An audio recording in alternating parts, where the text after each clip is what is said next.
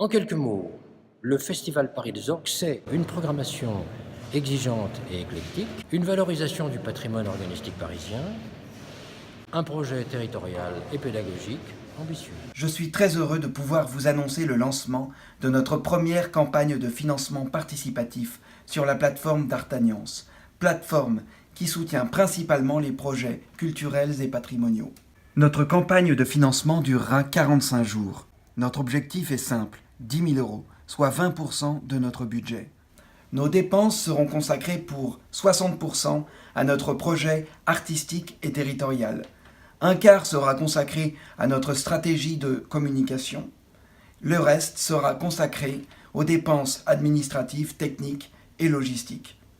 20% de notre budget, c'est dire à quel point votre soutien nous est indispensable dans la réussite du projet. Nous avons besoin de connaître vos idées et vos envies, de votre implication et de votre participation à toutes les étapes du festival. Vous pourrez suivre la construction du festival sur notre site internet et sur les réseaux sociaux, Facebook et Instagram. Les contreparties vous permettront de vivre toute l'aventure avec nous. J'ai toujours cru qu'il manquait à Paris un grand festival d'orgue transversal, pluridisciplinaire et ouvert à tous. Nous avons besoin de modernité en musique classique. Et cela passe par des formes de concerts inédites, à même de nous faire vivre des expériences uniques. Je pense aussi qu'il est urgent de faire vivre et respirer le patrimoine magnifique que nous avons à Paris et au sein duquel les grandes orgues occupent une place centrale. Alors nous sommes ici avec Thierry Esquèche. Merci Thierry de nous avoir reçus. Qu'est-ce qui fait selon vous la spécificité de l'orgue qui dialogue avec d'autres arts, mais aussi à travers l'improvisation que vous enseignez au Conservatoire national supérieur de Paris?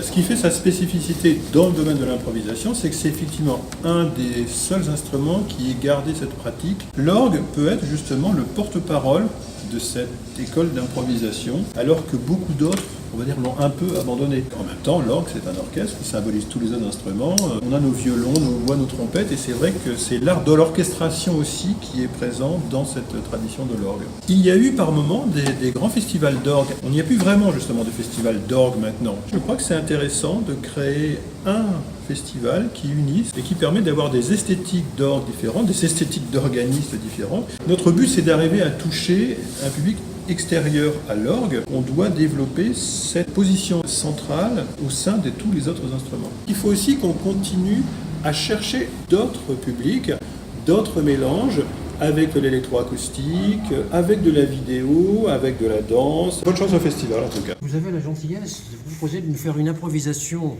sur un thème de Piaf, je crois. Ben oui, on va sortir du thème sacré.